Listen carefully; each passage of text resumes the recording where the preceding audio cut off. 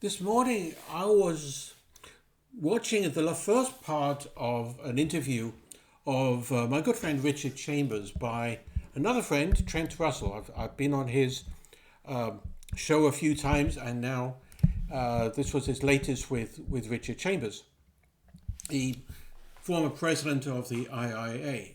And Richard, we miss you in that role. One of the things that Richard said, which struck home because it's something that I've been thinking about and talking about, as has Richard, for some number of years, is that we should be looking at our own practices, what we do and why we do it and how we do it, in the same way as we look at what our customer, the business manager, the operations executive is doing. And we should be asking the same questions of ourselves as we ask of them, especially that my favorite word in the whole English language, any language, which is why. Why are we doing this? Where is the value of what we're doing? Why do we believe that executives need to read our report? Where is the value to them? And is this in fact the best way to deliver the value that we can provide? And we really should be re-examining this constantly. We shouldn't be operating off our internal audit muscle memory of doing things the way we've always done them, because that's the way we've always done them. That's the way that maybe the auditing standards expect us to do things. Maybe that's the way the audit committee expects us to do things. But if we ask ourselves why, and is there a better way, maybe we can improve both our effectiveness and our efficiency. Maybe we can do things faster. Maybe we can be more agile and adapt. Maybe we can be more relevant, talking to executives about things that matter to them. One of the things that does annoy me seriously in the new global internal audit standards is the requirement, which has been there before, to follow up on previous audit findings. Why do we need to do that? Well, think about it. The only value in doing that is if management is not completing the action items that we have agreed with them, that they have promised to do. Now, why would that happen? Why is it that they're not doing it? Is it their failure? And frankly, that's what most internal auditors and the standards seem to infer, which is it is their failure to address risks, which are important. And maybe that's true, and in my experience, it may not be true. It could be that they're failing to follow through because we have identified issues that were really not nearly as important as we thought, because maybe we weren't really thinking them through. We weren't thinking about, why is this important? How would it affect the business? And is it something that if we owned the business and we were in charge of operating it, that we would do ourselves? Is it in fact the best use of scarce resources? That every organization has scarce resources. There's only so much time and resource to put on things. Is it the sort of things that we should have been making a priority with everything else that's going on? So maybe these are not getting done because they're not nearly as important as we thought they were. Maybe they are important, but we haven't been able to explain them and persuade management that they're important enough to take action. Maybe all we've done is issue an audit report. Well, let me tell you something. Audit reports don't persuade anybody to do anything. They really don't. They may hold people accountable, maybe.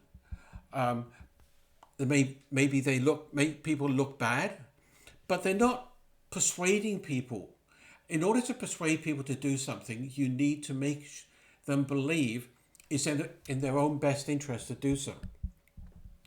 That it is something that they should make a priority of. It is something to which they should dedicate some of those scarce resources. we need to be asking ourselves, why is this important? I mean, there's been a lot of talking, and rightfully so, about root cause analysis, about why did this occur, but not nearly enough about why does it matter. And just calling it high risk doesn't mean that it needs to be addressed, because businesses need to take risks to survive and thrive. And sometimes you need to take what appears to be a high risk because of the potential for reward, or perhaps because there's no alternative. So calling it high risk doesn't mean it needs to be done. And when we're following up on these action items, we really should be examining our own failure to get management to do these things. Because frankly, I'll tell you something. I've taken some personality tests, and those who know me perhaps won't be surprised to know that it turned out that I'm a driver. I have not a lot of patience.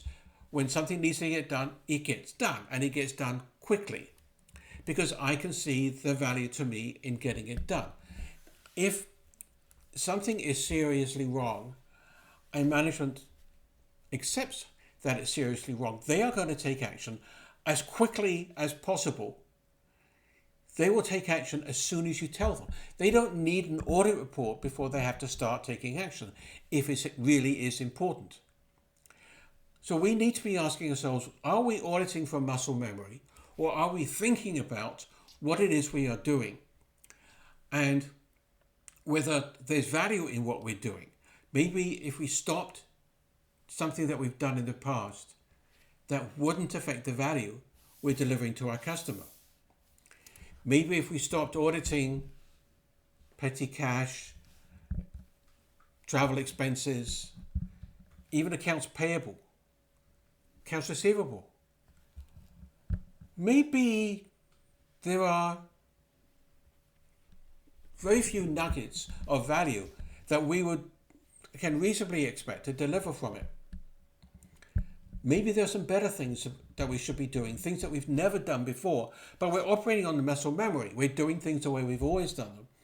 Instead of thinking about, well, if management is worried about this, maybe we should be as well. But can we actually add value? And how can we add value? And maybe we need to do something that we've never done before. Maybe we need to do something in a way that's never been done before, especially by us. Some of the best audits, frankly, some of the most meaningful ones, are ones that have never been done before.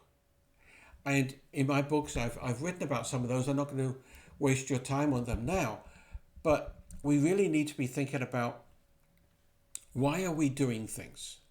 And is there a better way? If you're getting a lot of repeat findings, or even findings that management is not addressing, examine yourself, audit yourself. Why is this happening?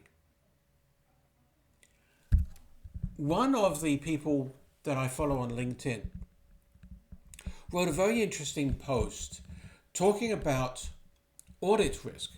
Now, this is something that the external audit profession has been concerned about for some period of time.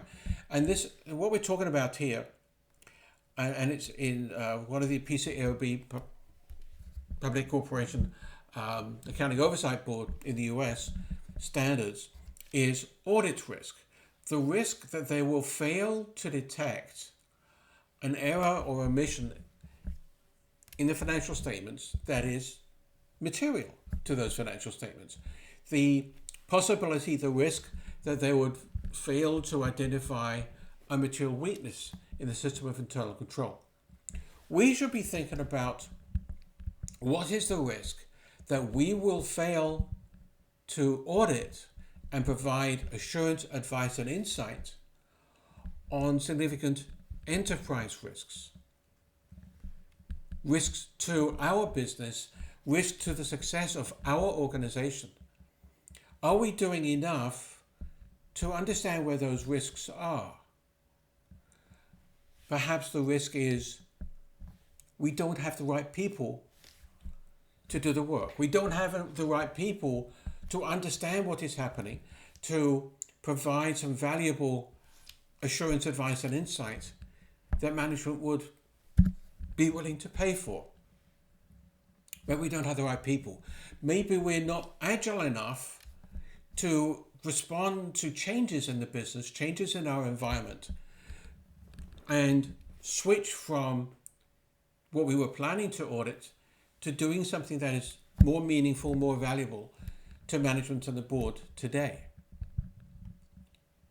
Maybe our processes are taking too long.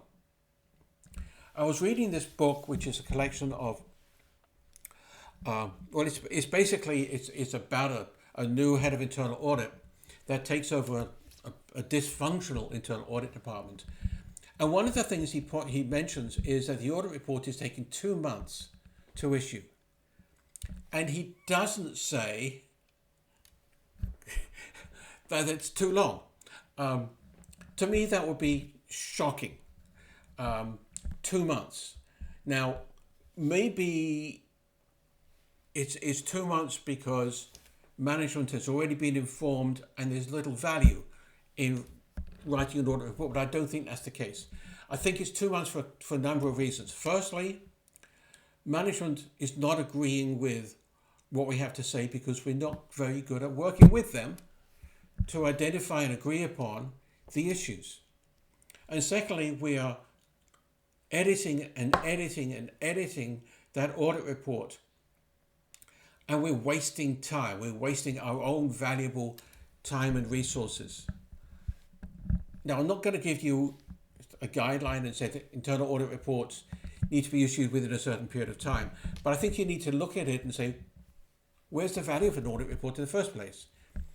Because we should be communicating throughout the audit, and especially at the closing meeting, any issues and agreeing with management so that they are taking action immediately, not waiting until an audit report.